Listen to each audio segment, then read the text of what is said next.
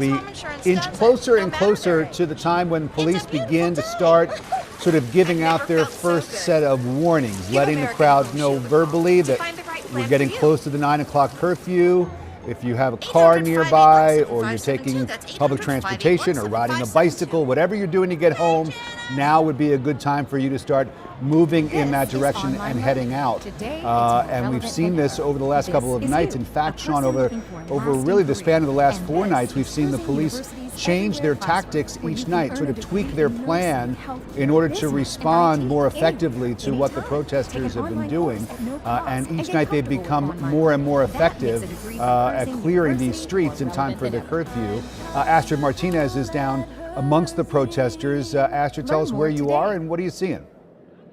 What does so I'm still at the Hudson Grill right here at the corner of Centennial Park Drive. I'm across from CNN. I'm seeing a bunch of protesters still here demonstrating peacefully. They did get distracted by a little burnout that happens, almost every night around this time, but so far still peaceful. We are getting close, of course, to that curfew time. The National Guard or the law enforcement have not done that loudspeaker warning yet. That usually is about 15 minutes before, but see, there's another burnout again. That usually catches everyone's attention for a couple seconds, and then they go back to the message on hand, which is, of course, trying to get reform for policing departments and just remembering the people that have been victims of police brutality. For the most part, from where I'm standing, it's been a very peaceful protest. Everyone has been, just calm, excited, though. We heard that music before from that Hudson Grill. I did want to point out, though, that you could see that it closed. It closed up about 5 minutes ago. So that place has shut down. And then we also saw National Guard come out. They weren't out before. There was just, law enforcement or cones up the street. But now you see the National Guard and Army tankers are out just to make sure that they block off the roads when people start running. Typically, that's when they do. Typically start running around 9 o'clock if they're defying curfew. We look over here, you can see more protesters. This is typically what happens around this time. People start walking away, trying to they want to oblige with the curfew if they have families, if they have children, and then you'll have some lingering around. You do always have the organizers that beg either the rioters or looters. There's some firecrackers. Just seeing some firecrackers going up. That also happens every night. But around this time is when we start seeing who the real protesters are. The protesters are the ones that have been marching all day. They're here for a message and they're here to make change. They want to typically leave around 9 o'clock. So you'll see them withering out. Then you'll see the difference between protesters, rioters, looters, provocateurs, and, the ones that are enticing people to start, maybe causing some problems. Those are we called agitators. Typically around this time, that's when police officers start identifying who's who, and then they have they're not snipers, but they have people from top of buildings just on the lookout for them. Most part, like I said, peaceful, but there is definitely a crowd that looks like they are not going to be leaving around that 9 o'clock hour. What I don't see, however, is that red billboard sign that we usually see every night that says 9 p.m. curfew. That has not been here downtown. And if it does appear on this electronic billboard, I would say that it appears every other seconds because typically it's on all night. So guys, we are still like we've been for the last 6 nights. Seems to be a little dance that goes on between protesters, demonstrators, and law enforcement, and we'll see what develops as we get closer to that curfew time, just about 15 minutes away. All right, Astrid, we have had over the last 6 nights over 400 arrests for those who choose to break the law, break the curfew, become agitators, and cause damage to buildings in downtown Atlanta. Let's go to Brittany. Brittany, you're at a location that, for those who've been familiar with our coverage, you've been there with those bicycle police. We're about 20 minutes, less than 20 minutes from the curfew going into effect, and those bicycle officers are still there, so it's a sign that it's still very peaceful. Yeah, that's right, Sean. Right now, the bicycle response team, they haven't switched to any kind of gas mask. They're still wearing all of the same equipment as earlier, and they haven't increased in numbers. It is the same amount of units that we've had all here all day. I can tell you that the crowd's energy is starting to change. You know, you've seen the burnouts out here. You saw a few fireworks get set off. There's a guy across the street on top of a traffic signal standing with a sign. Another gentleman now joining him up there. They're holding a sign that says, "No justice, no peace." So, you know, we're starting to see that transition into kind of what the energy has done for the past few nights once we get closer to that 9 p.m. curfew time. We do see some people heading home, but for the most part right now, a big bulk of the crowd has continued to stay. About 30 minutes ago, I spoke with one man who told me that his plan and what he was going to try to influence the crowd to do was to, at 9 o'clock, everyone sit down, everyone be quiet, and to be unified in sitting down together. But that kind of changed around 8:30.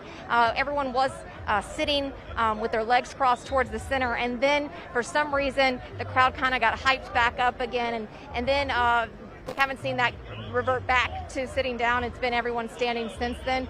I can tell you that over to our left, tactical vehicles have moved up. So we are seeing kind of that next line, that formation coming to support the bicycle response team. But again, so far right now, it has been peaceful, but we just know that something may happen at 9 o'clock if people do not go home and respect that 9 p.m. curfew. Guys. Brittany, yesterday you spoke with Atlanta City Councilman of District 3, Antonio Brown, and he had mentioned that if we could just get a peaceful night when folks would go home before the curfew is over, that this can finally get lifted. It looks like those individuals, that stubborn pocket, is going to test the law enforcement agencies again. They are testing the resolve, Sean, and as we heard him passionately speak last night, he said, look, he can work at a city level on getting that 9 p.m. curfew lifted, but in order for that to happen, they need all the protesters and all of the crowds, you know, they need their support and they need their help and assistance to get that done. And that means by respecting that curfew, not coming out. I do want to mention, though, we have had a very peaceful, calm, united day of marching and walking. We've walked about 4.5 miles with protesters around this downtown area, and we've seen people really coming out here to have their voices heard, and that should not be discounted just because a smaller group of possible, you know, aggressors choose to come out and do something at 9 p.m., Sean.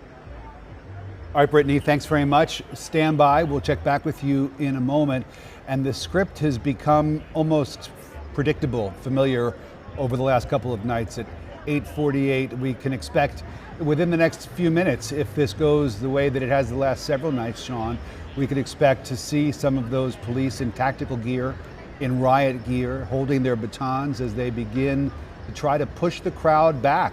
Not in a confrontational way, just little marching steps towards the crowd to give them, you know, a very unclear message that it is, I mean, a very clear message rather, that it's time for them to go home. And so we'll watch as all this unfolds as we go back and talk to Barmel Lyons. Barmel, describe the scene where you are. Well, I mean, check it out right behind me. You can see the National Guard as well as the Atlanta Police Department getting set up with their gas mask. That means tear gas will soon be deployed as the time reaches toward 9 o'clock. You can see them preparing not only the SWAT vehicles. I want to just show you this. As you can see, their shields, their gas masks, as well as just their tactical gear. Now across the line where police have led, you can see their bicycles right over here. Protesters are still present in this area. Those cars recently were there, they were doing burnouts, but it seems like some of them have left the scene, but we still see some trucks out there playing music and just protesting. People still talking to the police saying, hey, no justice, no peace. But right now it still seems very active on the scene. Doesn't seem like anyone's moving as of yet, but I do want to mention that this crowd has started to has started to loosen in regards to the amount of people that are in that area. But I want you to look down the road, down the street. You see that National Guard? They're still preparing in that location. If you can see them with their shields just in the distance. And it seems as every day, as you guys have been saying, they've become more strategic about the way they sort of go after in regards to after the curfew. They want to make sure people are getting home in time so they don't have to do this. But it seems as though they want to avoid a situation like Friday happening again at any means that they can. They've been communicating with the community. As you can see, they've been talking to the people at the front lines right there. But as 9 o'clock hits, it seems as though more and more gas masks are being put on and tactical gear is out. And Barmel, it directly in front of us in our screen from your vantage point, we're looking at those electronic billboards, and it appears that they are cycling out with commercials and then the message of that there is a curfew in the city of Atlanta. That's right, Sean. They're making it known. They're making sure you get it not only on your phone, you're seeing it on those screens that you're seeing up there that have been switching out. They want everybody to be aware of this so that there's no excuse as to why you're out here past the time. Now, everyone says that they are protesting. They want their voices to be heard, and they don't want to be shooed away. But at this point in time, it seems as though as time moves closer, the inevitability of tear gas being the next step seems to be real. I want to focus on the crowd right now, but I also want to take a turn right back to the National Guard so you can just see as they prepare, what it's looking like. As time moves on, it seems like every day, again, they get more strategic about the way they are doing things. It was very calm at the front of the line. They didn't have people in shields at the front of the line today, but rather just them talking to the community, even going out there with the protesters. We had Sergeant Murphy talking and taking a knee with some of the protesters. Even the National Guard coming out there talking to the protesters saying, hey, what can we do to inflict this change? But once 9 o'clock hit, they are very strict about this curfew. The Governor Brian Kemp tweeting out how the National Guard troops are on standby, ready to continue providing support in Atlanta to ensure a peaceful protest and compliance with the city of Atlanta's 9 p.m. curfew. And one thing that the governor made very clear today was that despite from our CBS 46 exclusive investigation with Jamie Kennedy, we do know that there are some law enforcement agencies that have pulled out because of recent developments with some Atlanta police officers being arrested and charged for excessive force with the 2 college students that were arrested during day 1 of the protest. So the question now, as we're watching these pictures, is if there is conflict and some aggressive measures taken by law enforcement, will we still see that same large force? So we have been told that some of the agencies that have been pulled out. Barmel, are you talking? Well, it's interesting here. Yeah, it's interesting here because at first I feel like we had more of a presence here in this area, but it seems as though what they're doing is because they have such a big community out here. They're not only staying in this location, but as you saw, they were down the road, and they're going to be all around the downtown Atlanta area. And even they're cutting off every entry point of where protesters can go, just because they said 9 p.m. is that curfew, and they want people to abide by that. And Barmel, I'm going to interrupt you for just a second because we're showing these images. If you're just watching us for the first time and you see those officers in riot gear and you see them with a weapon that looks very similar to like a machine gun. That is not a machine gun. That's actually the type of weaponry that they're using to de-escalate the crowd by using less lethal measures using the rubber bullets. We have seen pictures from some of the protesters who have shown us here at CBS 46 what the injury looks like if you get struck by one of those rubber bullets. It's going to leave a mark. It leaves a mark. It's sort of a puncture into the skin and really, really big bruises. And then we heard yesterday, Barmel, with our crews out in the field, that it seems like the tear gas that they're using is at an elevated quality to inflict a heavier pain to the chest and to the eyes, and it's burning on the skin. And as we're watching these pictures, Atlanta police in their full riot gear are starting to approach that front line where they get in formation, for a lack of words, and they sort of do this cat and mouse where they march a little and then retreat. march a little and then stop Right. and then keep going forward. But Barmel, also yesterday we saw it was less of that, and they actually aggressively went into the crowd. They did, and as you can see, I wanted to take it back over to the protesters. Here's the good news. It's starting to thin out, fortunately. Those vehicles, I see one right there, still present, playing music. But as you can see, they are not playing around when it comes to making sure people adhere to that protocol in regards to that curfew. And there are rubber bullets. Yesterday we were at the Capitol, and we did experience that tear gas. And that tear gas not only burns your eyes, but it burns your nose, it burns your face. So that higher grade that you're speaking of does affect you significantly, Sean. It's interesting. We've heard from our crews out in the field that in their opinion, as we approach the 5-minute mark, less than 5 minutes until the curfew, the 9 o'clock curfew, that the tear gas that the police have used has gotten stronger each night. It's gotten more and more difficult for the protesters to handle. Brittany Edney, tell us what's going on. We are just a couple of minutes away now from that 9 o'clock curfew. Look, the bike crew is moving, Brittany, behind you.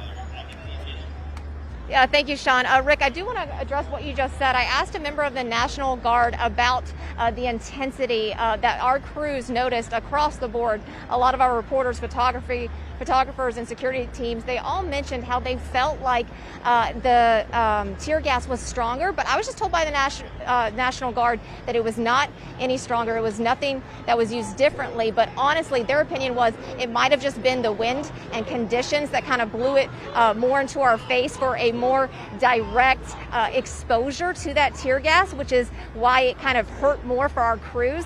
I will also tell you that a National Guard member just gave me a pair of eyewear glasses. They came over and said, "Hey, do you have a gas mask?" Photographer has a gas mask on. I said, "No, I don't." He handed me over his personal eyewear and said, "Put these on." So I can tell you that all of these responders are switching over to their gas masks. They're getting prepared for what could happen next. Sean, Rick. Brittany, we're watching a scene right now. I'm not sure if you can see this, but of a young protester sitting in the middle of the crosswalk, and it looked like a member of law enforcement approached him, spoke to him about something, but he's still sitting there even as we get closer. I'm sure he's been told about the curfew, but he's not moving. Do you know what's going on? Yeah, Rick, I am just feet away from what is happening, and it's hard to distinguish at this point. We have a lot of members of the press and other people who are taking photos of this scene right now, but as far as the conversation that is happening, we are not sure. All I can tell you is that this individual is sitting, has not moved, and right now there is a conversation going on between responders and them. Rick? Oh, hang on.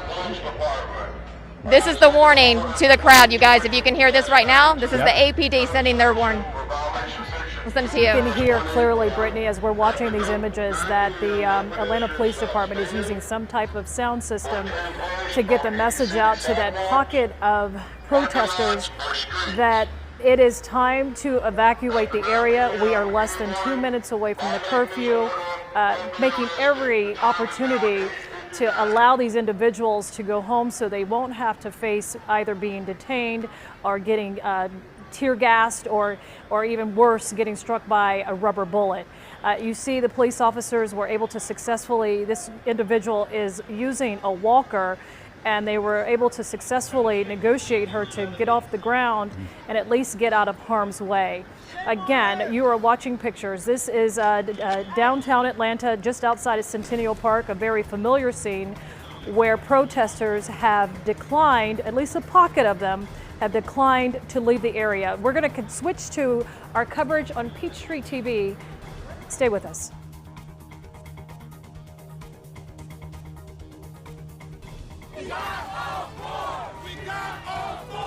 Protesters react to the news that all 4 officers fired and the death of George Floyd now faces charges. In Atlanta, we're fighting for justice. We're advocating for change. Decatur, and elsewhere. I can't breathe. I can't breathe. People marching and demanding change. It just was not what we're accustomed to. Atlanta's police chief caught off guard by charges against 4 officers involved in tasing a young couple Saturday night. But first, we have breaking news at 9 on CBS 46 News. Tonight's curfew for the city of Atlanta is now in effect. It will be at 9 p.m. until sunrise tonight and tomorrow night. Good evening. I'm Sean Gables. And I'm Rick Fulbaum. Tonight and tomorrow, 9 o'clock. Friday, Saturday, and Sunday, the curfew will be 1 hour earlier at 8 p.m. And there is one major change to tell you about tonight. All 4 officers fired after George Floyd was killed in Minnesota, they are now facing charges, all of them. The officer charged with killing Floyd, Derek Chauvin, has had his charges upgraded to second-degree murder. And he is the officer who pressed his knee on George Floyd's neck, the videotape that has really prompted this mass protests around the country and around the world. The 3 other fired officers will be charged with aiding and abetting second-degree murder. Earlier in the day, the Floyd family visited the site where George Floyd took his last breath. Along with attorney Benjamin Crump, they knelt and prayed for justice.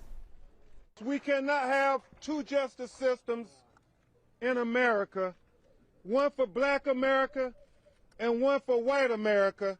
I'm here reunited with my family, trying to get justice for my father.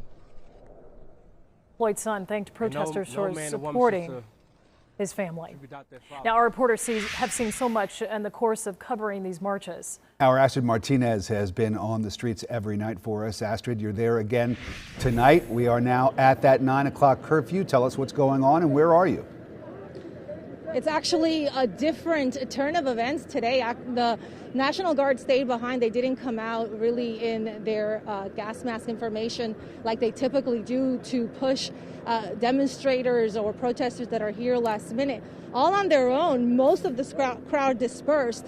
The people that are been here all day that have been organizing, they beg with the people that stay last minute to leave. And you can actually see everyone actually left in peace. There's only a handful of people here behind. A lot of the people telling, the ones that stay here last minute to cause any type of harm or to hijack the protest to go home, to come back tomorrow, that we can do it again peacefully. There are some people that are upset with Keisha Lance Bottom saying, why would you silence us? A curfew is to silence the city. But this is a much different look than we've seen any other night. Take a look around. There is no formation. The street is actually, sort of open. There's a car to my left, but we do have at the end of every street, every single corner. If we go around in a loop, you'll see there is National Guard at every single end of the street. Only a handful of people left. This is very different than we've seen in any other night. It's a different strategy. They didn't come out pushing. We did get that, final minute warning, but law enforcement held back and they let the people that have been organizing this event to just really handle the rest of the crowd on their own. And they did. One by one, they started leaving. Only like a dozen people here left behind. If I were to ask law enforcement, which I've asked every other night, how did this night turn out? They would tell me successful. And that's what it seems like. But protesters are not done with their message. Everyone I spoke with says they will be back. Right now, only thing we see is a little bit of disagreements between the people that are left behind on what they want to do next. Much different strategy from law enforcement, and we did see protesters and the ones that are in charge, the ones that were able to get their voices heard, telling the rest of the crowd go home, and they did on their own. Astrid Martinez live for us. Astrid, we'll check back with you in a moment. If you think that only young people are marching in this protest, think again. Yeah, there are young children and elderly among these demonstrations. Let's check in with Barmel Lyons. Barmel, we saw a very peaceful breakup with Astrid. Was yours similar to that? Yes, it was very peaceful all throughout the day. And they walked all throughout downtown Atlanta. And traffic was significantly impacted because more and more people seem to be coming every single day. From Monday to today, we've just seen rounds and rounds of people who are standing in the front right there, also on the pedestrian walk right there on the signs. And now we can see, take a look as Atlanta Police Department starts to move a little bit further from their line, getting into formation to tell people to move like they have for the last few nights. They have zip ties on them. That's what they use to detain people past the 9 o'clock hour. And it looks like they're just going to start going after people in this area. You can see them walking. Now, this is a different approach than they have for the last few nights because less people are out here. As Astrid has said, only a handful are here tonight as compared to any other night where they had to use the tactic of saying move move or even using the tear gas. I haven't seen them deploy any tear gas tonight. So it seems like every night there's been moving of improvements of people understanding that 9 o'clock is not a time that you want to play with. And as Astrid was basically breaking down, on every corner you will see the National Guard cornering off these areas, letting people know you need to be home. And you can actually take a look over here. You can see as the National Guard start to move out and sort of go across these streets. Now throughout the day, I just want to emphasize this was a very peaceful protest. Everyone speaking their mind, getting their voices heard, having interactions with Atlanta Police Department saying this is what we want, this is what we need in order to have justice within our community, justice within our nation, talking to the commanders of National Guard. Now, they walked not only from here at Centennial Olympic Park at the intersection of Marietta Street, but they were around the fence having a line of solidarity and protest for the injustice that has been put upon this country. I want to emphasize what we see around here because it's very powerful. Just to see everyone come out, congregate, and just have just the opportunity to speak out and have their voices heard.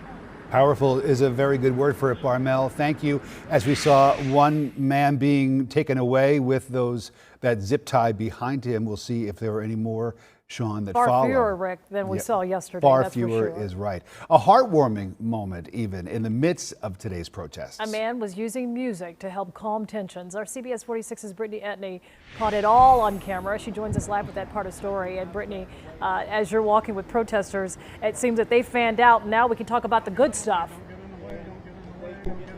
All right, I just want to tell you what's going on right now, Sean. We are being told not to get into the way. We are walking with responders. They're doing something different than we have seen in the past night, and that is the parking lot where a lot of the media have been parking all of our vehicles. Well, they cut through there and some smaller numbers and started following protesters out. So instead of seeing that initial line of either APD or National Guard moving forward with shields, we saw a lot of law enforcement with the gas mask on split into smaller groups and start going out, cutting through the parking lot in order to kind of push the protesters towards vehicles, parking lots, and encouraging them to go home. The other thing is all of the roadblocks are still in place. There are still other lines developed as far as the National Guard being in place. So what I have kind of been talking to you guys about each night of reporting is the approach continues to evolve every night out here in downtown Atlanta, depending on what happened the night before. Sean, Rick. And Brittany, let's talk about the good stuff now. You know, we've seen the positive that the law enforcement has not had to be as aggressive with the protesters this time around, but also some of the protesters during the day. You introduced us to one that had a beautiful saxophone. And we're going to come to you. We'll try to get that video so you can talk about it. But let's go to Ashley Thompson. Ashley, you were with demonstrators where you've also, they were on their way to Piedmont Park. You've seen them where they were shouting, they were happy, and I mean, they've gone home. They're listening to the curfew. Yeah, no doubt. We were all the way down here at Centennial Olympic Park earlier today, as you guys saw, and then a large group of demonstrators then started making their way up Spring Street once again, and they went to Piedmont Park, and this was the first day those demonstrators actually went to Piedmont Park, and when they got to the park, they met on a grassy area. They all knelt down for a while, and then they all dropped to one knee for about 8 minutes. Now, you know, 8 minutes and 46 seconds is the time that officer's knee was on George Floyd's neck. And so the entire crowd, I mean, hundreds of people really fell silent and were just down on one knee, just remembering that and honoring George Floyd. And after, yes, much of the crowd dispersed. We're on our way back down to Centennial Olympic Park, that area, but much of the crowd dispersed. There are still some people outside, as you can see. It is past 9 o'clock, so you know, everyone is supposed to be indoors, but there are still some people outside right now. We're going to keep an eye on what's going on, but judging by Astrid and Brittany Edney and the rest of our reporters' live shots, it seems as if things are calmer tonight. And, you know, just walking down the streets of downtown Atlanta right now, I can tell you things are indeed calmer. You know, I was out with these demonstrators every night since Friday, and this is the first night where it's been this quiet. So We're going to continue to monitor things. I'm a little bit out of breath.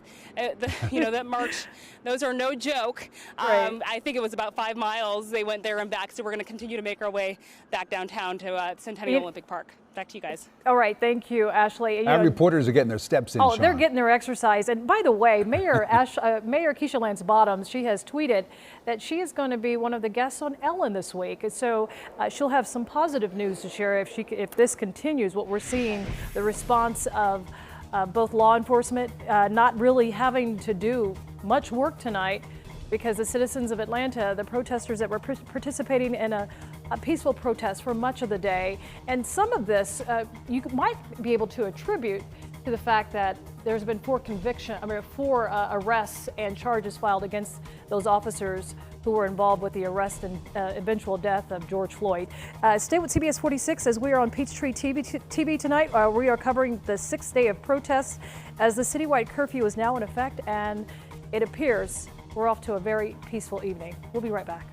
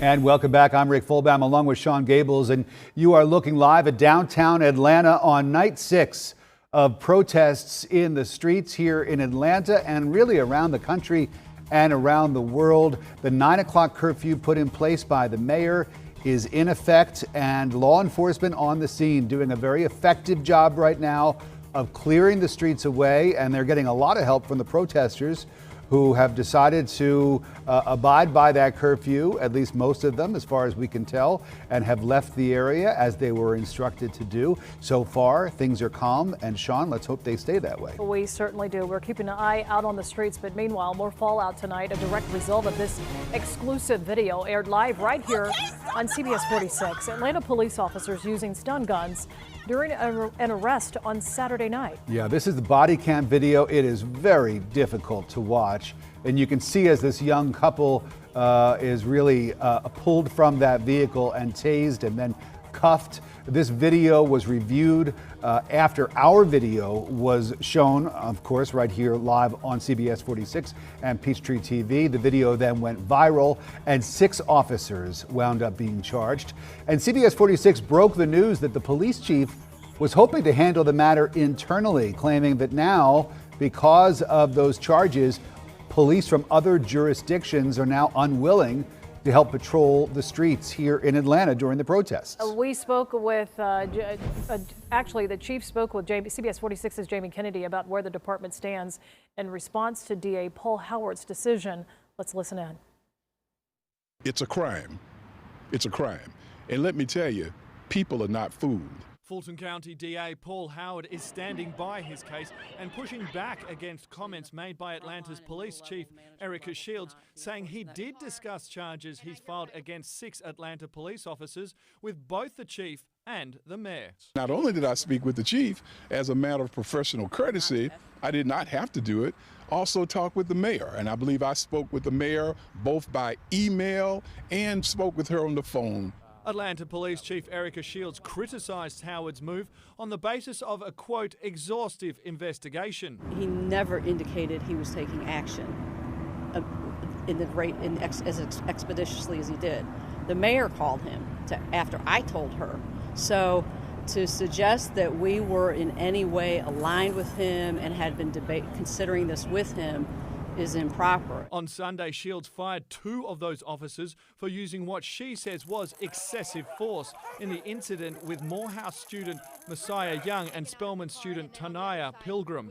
We're in a very unforgiving space, and we have to do better at getting things right. As protests continue in Atlanta, CBS 46 exclusively obtained this email from Shields to APD staff. She states, as a result of the charges brought against 4 of the officers, a number of agencies are pulling out from day-to-day operations. Clayton County PD, Sheriff, South Fulton, Cobb, Gwinnett. But says if needed, those agencies are only a phone call away. Just like with Friday night, if stuff is going south, I won't even need to call and they'll be here.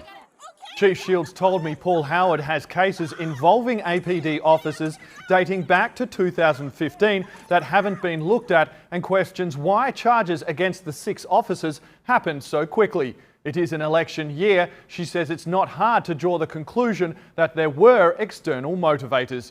In studio, Jamie Kennedy, CBS 46 News. Jamie, thank you. Atlanta's mayor also speaking out exclusively to CBS 46 about the charges on the 6 Atlanta police officers. Here's what she told our Karen Greer late tonight. I won't say that he jumped the gun. I'll just say that I was surprised that it happened so quickly. The timing was interesting, that charges were brought so swiftly on these officers, but we've not had any movement, at least that we can see, on some of our other officers. Mayor Bottoms was with Atlanta Police Chief on Sunday announcing the termination of the 2 officers, saying the use of excessive force is never acceptable. Right now from the live desk, protests continue today across the U.S. We want to take you live now to Los Angeles. This is a live look. Massive crowds protested there all throughout the day. The LA County curfew takes effect there at 9 o'clock tonight. Over to Boston, hundreds circled around Boston Common in nonviolent demonstrations throughout today. This was the scene in Minneapolis as demonstrators reacted to the news of charges against all 4 officers in George Floyd's death. They were heated in that debate. Meantime, peaceful protesters, that is, were once again in force in Washington, D.C. The demonstrations staged a silent lie-in outside of Capitol Hill. A 7 p.m. curfew remains in effect. By the way, National Guard soldiers remain on the ground in 31 states tonight. From the live desk, Alicia Roberts, CBS 46 News. Alicia, thank you. Former President Jimmy Carter now weighing in on the protests tonight. Here is part of a statement from the Carter Center via Twitter. Quote, "We all must shine a spotlight on the immorality of racial discrimination, but violence, whether spontaneous or consciously incited, is not a solution. We need a government as good as its people, and we are better than this." End of quote. Now, CBS 46 Pinpoint Weather, certified Atlanta's most accurate forecast. Well, it's still very warm outside right now. Temperatures around Metro are hovering right around 80 degrees, and they'll actually stay in the 70s overnight, only briefly dropping into the upper 60s. So it's going to be a very humid night. We're under mostly cloudy skies, and there are just a few residual showers in the Rome area of Floyd County. Most of the rain stayed in Alabama today. That will not be the case going forward. So tonight, mostly cloudy, muggy, and warm. When you wake up tomorrow, it is going to be pretty cloudy outside, and that will be the story through the day. Definitely more clouds than sunshine. We are also going to see a lot more rain activity than we've seen the last couple of days. So here is your hour-by-hour forecast tomorrow, jumping into the 80s by noon. And then after the time you eat lunch, that's when those scattered afternoon thunderstorms will begin to pop up. But the difference with tomorrow is they're going to continue even after sunset. So if you are planning on being part of the protest tomorrow or doing anything outside, you need to know that these thunderstorms could continue all afternoon and evening as well. About a 30% chance to see them at any one time. But overall, it does look like it's going to be pretty rainy, especially across North Georgia, where a few stronger storms could be possible in the mountains. So looking at the rest of the week, we're going to switch back in to this wetter, more active pattern with scattered thunderstorms lasting all the way through the weekend. And a big impact on our forecast will be Tropical Storm Cristobal, which made landfall in southern Mexico today, but it is going to track towards America, possibly making landfall in the Gulf states. I'll break down everything you need to know about this storm and its impact here in Georgia coming up here at about 9:30. But here's a look at Atlanta's most accurate forecast. Once again, wetter, more active, unstable pattern over the next 7 days. No 90s over the next 7 days, which is unusual for this time of year. We have not seen a 90-degree day at all since the start of 2020. Once again, stay tuned. Coming up at 9:30, I'll break down everything about Tropical Storm Cristobal. Georgia, one step closer to hosting one of the biggest political events of the year. I'm Carolyn Ryan. I have brand new details on the future of the 2020 Republican National Convention. And let's take another sneak peek outside it is now 9:20. The curfew is now being enforced, and honestly, we watched it all break down live, and it has been very little work that the National Guard or Atlanta Police Department have had to do. Protesters have peacefully dispersed pretty much all on their own. We'll continue our coverage right after the break.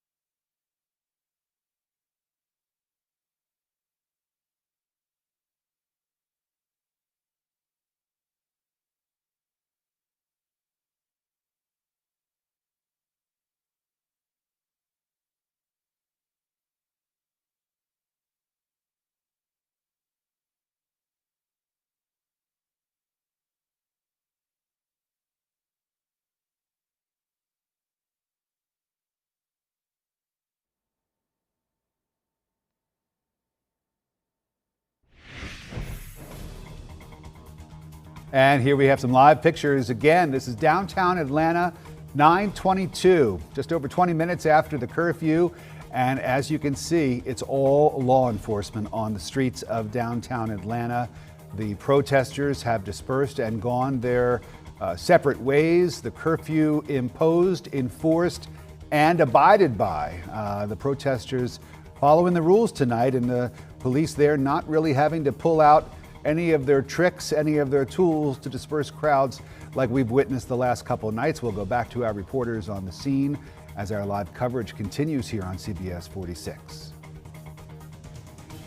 Too often, some of that violence has come from folks who were supposed to be serving and protecting you. I want you to know that you matter. I want you to know that your lives matter, that your dreams matter. Former President Barack Obama telling young people to channel their anger into bringing about political change. During a virtual town hall, the former president said that what encourages him is the diversity that he has seen among the demonstrators. And we've noticed that here in Atlanta. And Republicans, they are now looking for a new place to hold their nominating convention. And Governor Kemp says, come to Georgia. President Trump voiced his wish to abandon Charlotte, North Carolina, because the Democratic governor could not guarantee the venue would be filled. CBS 46's Carolyn Ryan looks at speculation that Georgia could be the beneficiary. Last week, President Trump threatened North Carolina's governor they'd pull out of Charlotte if he didn't play ball with the GOP. This week, it appears he's actually doing it. In a series of tweets Tuesday, President Trump said the GOP had long planned to have the convention in Charlotte, a city he loves, but that Democratic Governor Roy Cooper is still in a shelter-in-place mode and not allowing them to hold a full-scale event in August. He went on to say, quote, "We are now forced to seek another state to host the 2020 Republican National Convention." Governor Kemp quickly responded, "Hope you have Georgia on your mind." We'd love to have the RNC here. I feel like we could do that in a safe way. It's not till August. We'd have plenty of time to prepare for that. I know there's a lot of other states that want to have that too, and I know there's been a lot of time and commitment put into having it in North Carolina, so we'll see what they do. It's no surprise our Republican governor wants to host the convention, but the city has to have the infrastructure to handle it. Atlanta is the state's largest city, but the Democratic mayor, Keisha Lance Bottoms, already nixed the idea last week, saying Atlanta is following a phased, data-driven approach to reopening, and that plan does not contemplate hosting a large gathering event in August. However, just days later, the city is allowing multiple ongoing large-scale protests. We've reached out to the mayor's office to see if she's reconsidered her stance on hosting the RNC.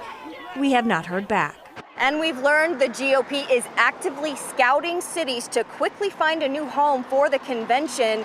We know Nashville, Tennessee may be one of those cities, although we have not yet learned which cities here in Georgia may or may not be on that short list. In Buckhead, Carolyn Ryan, CBS 46 News. Carolyn, thank you. Security will be tight tomorrow as 3 men accused of killing an unarmed black jogger appear in court. We'll have a preview right after the break. Now let's take another sneak peek outside. This is downtown Atlanta. You see a heavy presence of Georgia National Guard along with Atlanta police. They're just really scouring the streets to make sure no one is breaking curfew. There are more reporters and law enforcement on the streets tonight than there are any protesters. We have seen a peaceful dispersion of individuals at that 9 p.m. curfew. No arrests we know of so far. We'll be right back. Don't go away.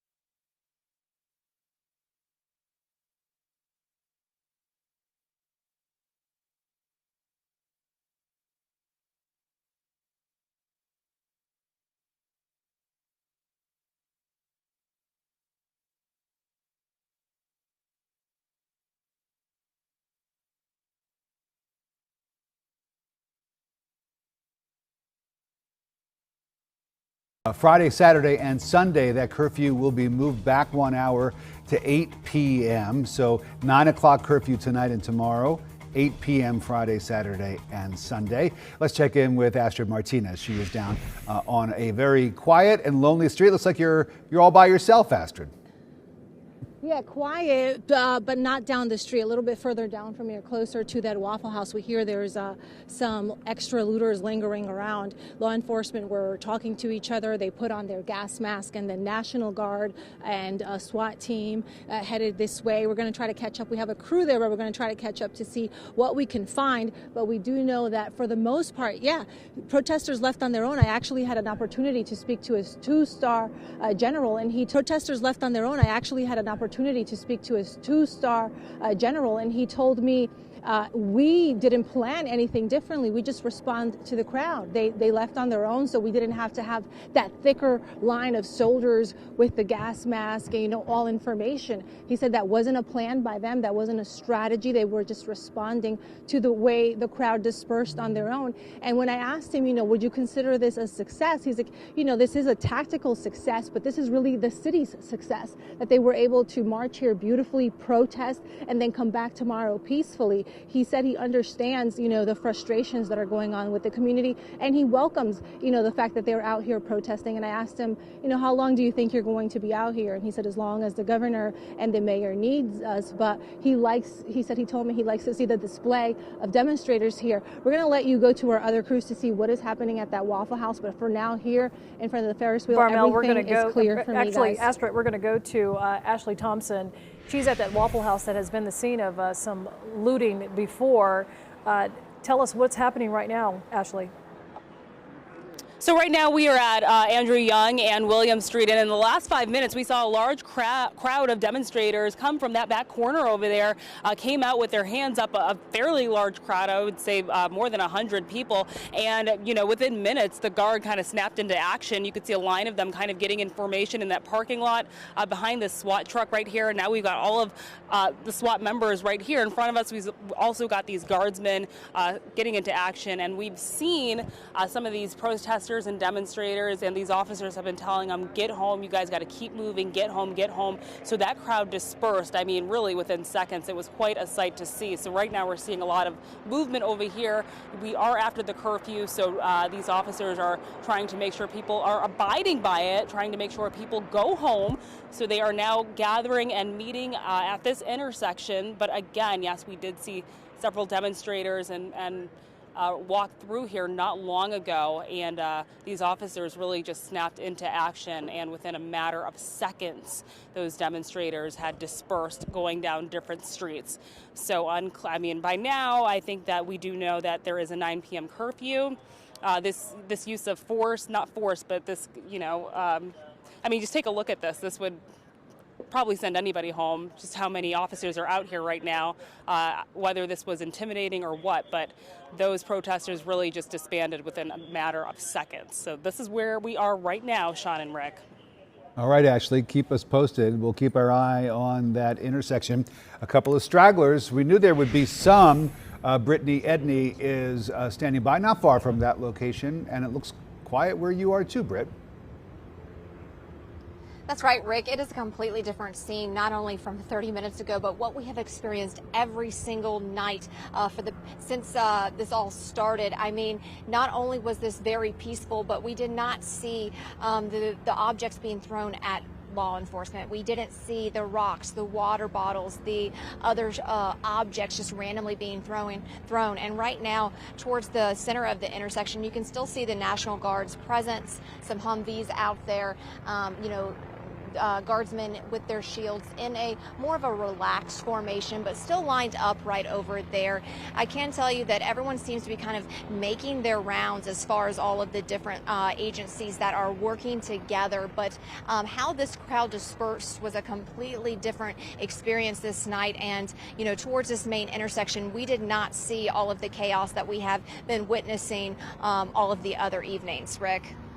All right, well, we do see, I'm just wondering if you could give us a quick little rundown. If you look around and do like a 360, are you able to see police officers and National Guard?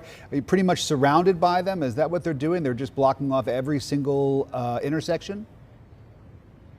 Yeah, we've done some walking since you last came to us a few minutes ago. And yeah, at every intersection, Rick, kind of like just what you said, there's a presence in some form, shape, or fashion by one of the different agencies, all of the ones that are out here working together. So we are just kind of seeing a very large presence as far as all law enforcement. So when you go down these roads, you turn right or to your left, you're going to see someone there. And I did speak with some protesters who said they actually came down all the way from Ohio to protest in Atlanta because they said that that's where there was a large presence and we were being seen nationwide. Rick? Brittany Edney live for us. Brittany, thanks. We'll check back with you in a few. Let's go to Barmel Lyons now and see what things are looking like from her vantage point. It's been awfully quiet for everyone else, and it looks like it's just you and law enforcement, Barmel. Yeah, that's right, Sean. I mean, take a look behind me. Earlier today, it was definitely a different scene. You can see it's empty now. No protesters, just some Humvees, as well as the National Guard just blocking off those intersections, as you can see. And just over here, I want to show you, because down the street, not only at these intersections, but down the way on every corner, you can see National Guard just closing off these areas so protesters, if they're still in the area, understand, hey, you cannot be here, it's past the curfew. You can actually see one of the National Guard telling someone, hey, it's time to go home. If you see right over there in the corner, him directing him and talking to him, saying, hey, it's past the 9 p.m. curfew, let's get the going. Now, I do want to show you right behind me, okay? This is where the National Guard have been set up. You can still see their shields, but it's very calm compared to the picture we showed at the 9 o'clock hour, where they had their gas masks on. Now, fortunately today, no gas, or tear gas rather, was deployed, or rubber bullets, so it was a very calm experience compared to what we experienced in the last few days, because protesters were listening. They understood that the 9 p.m. curfew was here, so they wanted to maintain that. A lot of those vehicles in regards to the Atlanta Police Department and with the National Guard have been dispersed throughout the downtown area to see if anybody else is still protesting, or rather still on the streets past the curfew. Today it was very powerful. We saw a lot of people take a knee. We saw a lot of people in higher positions, a part of the Atlanta Police Department, Sergeant Murphy, taking a knee with the protesters, talking to them, trying to understand their views. So I feel like every day it's more of a reach toward further communication and hopefully more of a difference when it comes to justice. Back to you guys. All right, thank you, Barmel. Well, both Atlanta Mayor Keisha Lance Bottoms and Georgia Governor Brian Kemp have suggested that people from outside Atlanta had turned otherwise peaceful protests violent the past few nights. And this was one example: damage to the CNN Center last Friday night. You probably remember these scenes. Tonight, CBS 46 has a breakdown of all the recent arrests. In data just released today by the police here in Atlanta, we learned about 13% of those arrested are from out of state. 54 out-of-staters were arrested from Friday to Monday night. And here are some of the states that those demonstrators have traveled from. We heard just a moment ago Barmel talking to that couple from Ohio. Also Pennsylvania, Florida, Alabama, New Jersey, New Mexico, Colorado, Texas, just to name a few. And now to the racial breakdown from Friday to Monday. So just really over the weekend, 271 of those arrested were African American, 128 white, 20 were Hispanic, and 3 were Asian. Now at 9 from the live desk, Atlanta's Mayor Keisha Lance Bottoms is making national headlines for an op-ed she wrote for the New York Times. In her own words, the mayor describes what it was like to witness the protest and the violence in her city, both as a city leader and a mother. Thinking of her children, she writes what so many have echoed, quote, "I could not protect my son." The mayor ended that piece urging everyone to get out to vote to ensure change happens. From the live desk, Alicia Roberts, CBS 46 News. Alicia, thank you. In less than 12 hours, the men charged in Ahmaud Arbery's murder are expected in court. We expect to hear new details in the case as the 3 defendants appear before a judge on video. Our Haley Mason is at the Glenn County Courthouse, where Governor Kemp has the National Guard deployed in case there is any potential protests as the community leaders pray for justice. The steps of the historic Glenn County Courthouse, community leaders and state lawmakers demanded justice in the Ahmaud Arbery murder case. Also speaking healing over the painful chorus of names of people killed by police. Together, we condemn the murders of Ahmaud Arbery, George Floyd, and the senseless killing of Breonna Taylor. As a nation, we are better than this. This on the eve of the preliminary hearing for all 3 suspects in the Arbery case. The National Guard and emergency management teams are preparing for crowds and demonstrators. Yes, we've been very concerned. I know that our elected leadership, they're going through lots of preparation and plans. At the same time, attorneys for the 3 suspects held late afternoon meetings in what could be a monumental day, a first step for a town crying out for justice. The case took off after this video was leaked. It shows Gregory McMichael in the bed of this truck chasing down Ahmaud Arbery through a Brunswick neighborhood with a gun. Travis McMichael gets out and chases Arbery with a rifle and ultimately shoots and kills him. William Bryan, their neighbor, is filming the incident. Police say he attempted to block Arbery in several times for the McMichaels. Gregory McMichael is charged with felony murder and aggravated assault. His son Travis is charged with the same. William Roddy Bryan is charged with felony murder and criminal attempt to commit false imprisonment. A member of Arbery's family tells me they will be at the hearing where the defendants will appear on video from jail. Well, we didn't ask for this spotlight. It's been thrust upon us. So therefore, since it's here, we need to deal with it.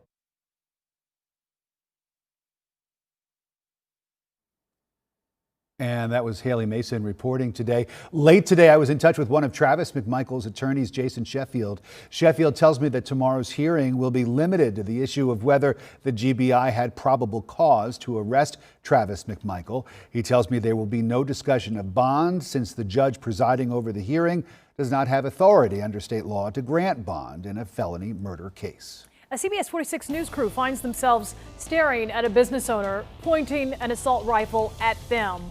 What happened later is extraordinary. Local high school athletes have had their seasons cut short and even missed out on senior night. So here at CBS 46, we're going to recognize these seniors for all of their hard work. Every day, we're spotlighting a team with our CBS 46 Cares Senior Kudos. And today, a big shout out to the seniors from the Booker T. Washington High School soccer team.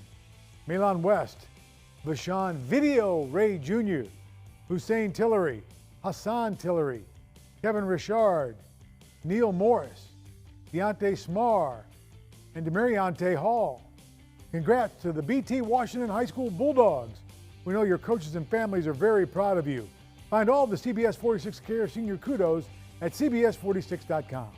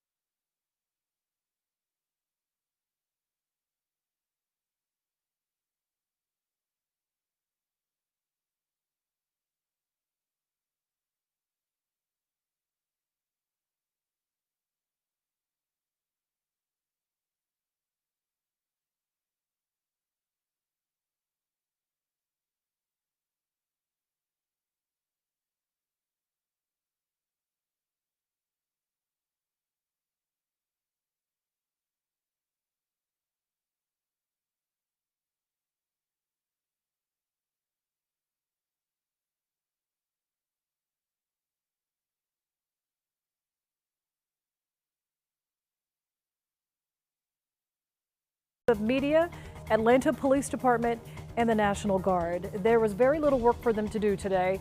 The little pocket of protesters that remained at 9 o'clock began to disperse all on their own. We're going to have our reporters give us updates throughout the show coming up. The worldwide protests following George Floyd's murder at the knee of a Minneapolis police officer has created a new normal in our country, including right here in the metro. Our Trace and Bragg and photojournalist Ismir Payton were just doing their job Friday night when they got caught in the middle of violent looting and a local business owner trying to protect his livelihood. Nobody has really messed with us after that. This is a conversation that almost never happened. Were you willing to use your rifle? Lethal force, yes, if necessary. This Buckhead jewelry store owner asked me not to say the name of his business or show his identity due to a fear of unnecessary backlash. He tells me last Friday began peacefully. We was all out at the protest, showing love for all the supporters. Then things changed. He got a call looters were breaking into Buckhead businesses and his was on the list. He rushed over to Buckhead to protect his store. I just saw the parking lot was full of people. There's broken glass in the windows. Next door there was getting breaking into also. That's when he tells me things got worse. They started firing in our general direction. What's going through your head at that moment? At that point, I was like, man, this is it. I'm gonna die, so I'm gonna do what I gotta do to stay alive. So he grabbed his bulletproof vest and AR-15 assault rifle and stationed himself in front of his business. A short time later, my photojournalist and I, in an unmarked white van, attempted to pull into the parking lot unaware of the circumstances. Next was a near-fatal case of mistaken identity. When you guys didn't yield to my command, I had to kind of pull up the AR and kind of let y'all know to, back up, because this is a war zone. We left immediately. This jeweler is now asking looters to leave small businesses alone so this type of terrifying situation never happens again. Trayson Bragg, CBS 46 News. And hours later, the store owner saw Trayson, explained what happened on the air. He immediately reached out to apologize to CBS 46 and explain his side of the story. Meanwhile, the search continues tonight for a gunman who shot a man in northeast Atlanta at a Waffle House. Police say the man fired his weapon after an argument with 4 others inside the restaurant on Cortland and Ellis Street. The shot came from outside, striking a 58-year-old man in the arm. He was at the doorway of the Waffle House and was not even involved in the dispute. Another gunman arrested after shooting and pistol whipping a 30-year-old front desk clerk at the downtown Hilton. A coworker told CBS 46 the guest came to the desk with a gun demanding to know where rapper 21 Savage was. When the clerk refused to answer, she was shot in the arm and shoulder. Investigators believe the gunman may have been under the influence of drugs. Now, CBS 46 Pinpoint Weather, certified Atlanta's most accurate forecast. Let's talk about Tropical Storm Cristobal. You can see it's in the very southern parts of the Gulf of Mexico. It actually made landfall over southeast Mexico this morning, and that's where it's stationed right now. It is not moving. That's going to be the problem with this storm. It's going to sit in the same area through the entire day tomorrow. It will make its way through the Gulf of Mexico north this weekend towards America, and right now it looks like it's going to make landfall sometime early next week, Sunday, Monday, possibly Tuesday, along the Louisiana coast. But we won't really know where this storm is headed until it starts tracking through the Gulf later on the end of this week. So still a lot of uncertainty with this storm. What I can tell you is that it is a very lopsided storm. Most of the rain is occurring on the eastern flank, which brings the heavy rainfall totals closer to Georgia. Now, right now, it looks like the heaviest of the rain will be down across the Panhandle and in South Georgia, where over 5 inches of rain could fall. But if this storm tracks further to the east, we could see some of those higher rainfall totals here in Georgia early next week. So once again, a lot of uncertainty in the forecast. We'll start to look for impacts this weekend with clouds and next week with high rain potential. Tomorrow, scattered thunderstorms in the area through the afternoon and evening, some even lasting into tomorrow night. It is going to be a stormy day with mostly cloudy skies and temperatures in the mid-80s. We could see a few severe storms, mostly in the mountains and the northernmost counties, with heavy rain, lightning, and possibly some gusty winds.